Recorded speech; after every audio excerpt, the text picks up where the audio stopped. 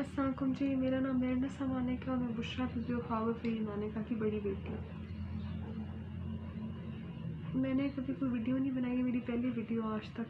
ना कभी कोई इंटरव्यू, ना कोई किसी जर्नलिस्ट से बात की, ना कभी कोई बयान दिया। लेकिन ये वीडियो बनाने का सिर्फ मेरा ये मकसद था कि मामा के बारे में इतनी गंदी गंदी बातें सुनने को मिल रही हैं, उन पर इतने गलत गंदे गंदे इल्ज़ाम लगाए जा रहे हैं जो कि मेरे लिए बर्दाश्त करना बहुत मुश्किल था। तो मैंने ये वीडियो बनाई ताकि मैं आप लोगों को असलियत बता सकूँ। मेरे आगे कुरान पढ़े, जो भी बात करूँगी सच करूँगी, और अगर सच नहीं करूँगी तो फिर मैं अल्लाह ताला ही मेरा हिसाब किताब करेगा। दूसरी बात है कि मैं और मेरे बहन भाई हमेशा खामोश इसलिए रहे क्योंकि जब वालिदैन की डिवोर्स होती है तो बच्चे बहुत ज़्यादा इफेक्ट होते हैं।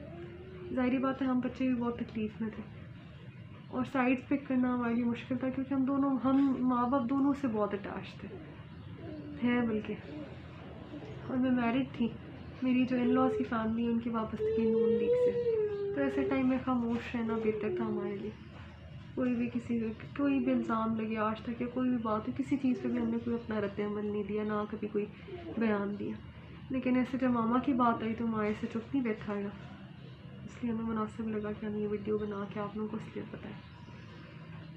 पहली बात तो भी रिसेंटली किसी ने उन पर इल्ज़ाम लगाया जी वो अमलियात करती थी और मेरे बाबा अमलियात के असर में थे, इसलिए पहले कभी उनके बारे में कोई बात नहीं की। ये सरासर झूठ है, झूठा इल्ज़ाम है। मामा को दीन के बारे में जानना, दीन के बारे में पढ़ना, दीन के बारे में नॉलेज हासिल करने का बहुत शौक़ था, पैशन था उनका।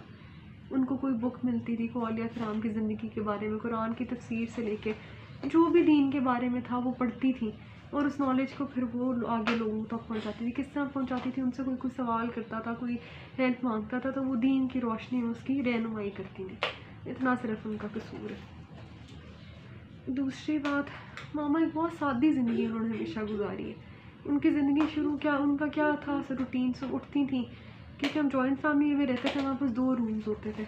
मैं सबसे बड़ी बहन हूँ, हम 5 बहन भाई। तो उनकी रूटीन थी सफाई करा के जानवर बिछा लेनी, वहीं पर खाना, हम बच्चों का दस्तरखान भी वहीं पर होता था, हम खाना उठना बैठना, इवन होमवर्क का हम उनके पास वेट नहीं करते थे, हर वक्त हम मामा के पास होते थे।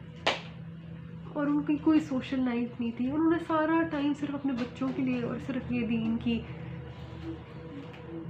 एजुकेशन यानी दीन के बारे में जानना पढ़ना इसमें लगा दिया, पूरी ज़िंदगी सिर्फ इस काम पे लगाई।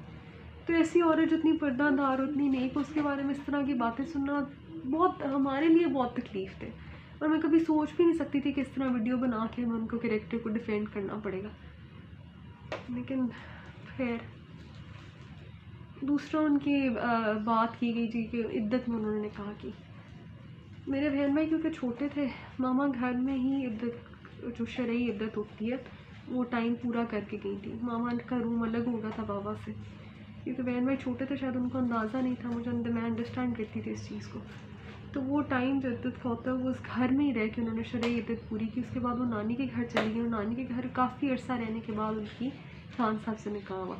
और ये बात कि वो निकाब के बगैर मिलती थी और खान साहब ने उनको देखा हुआ था पहले, ये भी बिल्कुल झूठ है, इसमें भी कोई सच्चाई नहीं है। जिन्होंने की है, क्या वो किसी मुलाकात के साथ थे जिनको पता हो कि मामा बेपर्दा होकर मिलती थी या मामा ने कभी निकाब के बगैर उनको मिली थी? ये बिल्कुल गलत बात है। खान साहब ने वाकई उनको पहली दफ़ा निकाह के बाद ही उनका चेहरा देखा था, क्योंकि मामा ग्लव्स और निकाब के बगैर कभी खान साहब को मिली ही नहीं थी। वो पर्दादार खातून है, हमेशा हर नामहरम से पर्दे में ही मिली है। पहली बात, उनका घर से कहीं आना जाना होता ही नहीं था, ना वो घर से निकलती थी, ना उनका कोई मिलना मिलाना था, ना कोई उनका सोशल सर्कल था, वो घर में ही रहती थी। तीसरी बात ये जो अभी रिसेंटली उन पर केसेस किए गए ज़िना का और इस तरह की गंदी बातें उनके कैरेक्टर पर छाली गई, तो हम बेटियाँ होते हैं, हमारे लिए बहुत तकलीफ़ थी उनके बारे में ये बातें सुनना। तो कुरान से ऊपर, अल्लाह ताला की अदालत से ऊपर तो कोई नहीं है ना इस दुनिया में ना। वैसे इंसाफ हमें मिल भी नहीं सकता और ना इंसाफ की उम्मीद है किसी से। हमारी अदालतों में कितना कोई इंसाफ हो रहा है सबको पता है। लेकिन सिर्फ एक बात तो आप लोगों तक पहुंचाना कि किसी के किरदार को शिकना बहुत आसान होता है, सबूत के साथ करें। सबूत क्या है आपके पास इन चीज़ों के? ज़िना करती थी, वो अमलियात करती थी, किसी, अल्लाह ताला ने कहा कि किसी नेक औरत के ऊपर तोहमत लगाना बहुत बड़ा गुनाह है, और जो लगा रहे ना, मुझे यकीन है कि वो अल्लाह ताला उनका खुद ही उनको इस चीज़ का वो देगा। मुझे कुछ कहने की ज़रूरत नहीं है। अल्लाह ताला शहंशाह है और हमने अपना हर केस जो है वो अल्लाह ताला की अदालत में छोड़ा है, क्योंकि इस दुनिया में तो किसी से इंसाफ की कोई उम्मीद नहीं, ना किसी रिश्तेदार से और ना ही हमारी अदालतों से। लेकिन सिर्फ बताने का मकसद ये था कि कुरान पे हाथ रख के इस चीज़ की गवाही देते हैं कि हमारी माँ वाकई बहुत नेक औरत है, और उन पे लगाए हुए तमाम इल्ज़ाम, सारी गंदी बातें बिल्कुल बेबुनियाद और झूठी है।